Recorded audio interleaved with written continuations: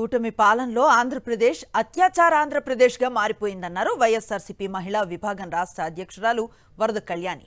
పల్నాడు జిల్లా మాచర్లలో ఓ మహిళ కాళ్లు చేతులు కట్టేసి అత్యాచారం చేస్తే కూటమి ప్రభుత్వం పట్టించుకోలేదని దుయ్యబట్టారు. రైల్వే కోడూరు ఎమ్మెల్యే అరవ శ్రీధర్ బాధితురాలపై జనసేన నాయకులు దాడి చేయటాన్ని ఖండించారు వరద కళ్యాణి. మాచర్లకు చెందిన ఒక ఒంటరి మహిళ ఇంట్లో ఉంటే ఒక కామాంధుడు ఇంటికి వెళ్లి కత్తితో బెదిరించి ఆమెకు కాళ్ళు చేతులు కట్టి అత్యాచారం చేయడం జరిగింది. దెబ్బలతో ఆమె రోధిస్తూ ఉన్నా పట్టించుకున్న నాదుడు లేదు. అలాగే చూసాం అరవ శ్రీధర్ అనే జనసేన ఎమ్మెల్యే వల్ల అన్యాయం గురైన ఒక మహిళని నిన్న అరవ శ్రీధర్ అనుచరులు ఎంత దారుణంగా ఆమె మీద దాడి చేశారు. అసలు ఈ ఆంధ్రప్రదేశ్ రాష్ట్రం అనేది అత్యాచార ఆంధ్రప్రదేశ్ గా మారిపోతూ ఉండే పరిస్థితి ఈ కూటమి పాలనలో మనం చూస్తూ ఉన్నాము. 22 నెలలైంది.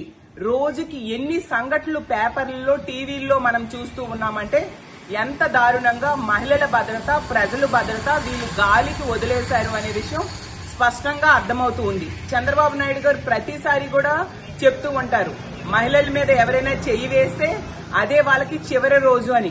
ఎంతమందికి ఇలాంటి అత్యాచారాలు జరుగుతూ ఉన్నాయి కదా మహిళలకి, మరి ఎంతమందికి మీరు చివరి రోజు చేశారు చంద్రబాబు నాయుడు గారు అని నేను అడుగుతూ ఉన్నాను. అలాగే పవన్ కళ్యాణ్ గారు మహిళల మీద ఎవరైనా చేయి వేస్తే వాళ్ళ తాట తీస్తామని పదే పదే చెప్తూ ఉంటారు. మరి మీరు ఎంతమంది తాట తీశారు?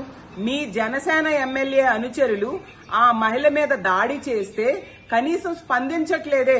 మీ జనసేన ఎమ్మెల్యే ఒక మహిళను 5 సార్లు గర్భవతిని చేసి ఆమెకి అబార్షన్స్ చేస్తే కనీసం మీరు స్పందించలేదు. అతని మీద ఎటువంటి చర్యలు తీసుకోని పరిస్థితి మనం చూస్తూ ఉన్నాము. మరి లోకేష్ గారైతే ట్వీట్స్ మీద ట్వీట్స్ పెడుతూ ఉంటారు మహిళల భద్రత కోసం.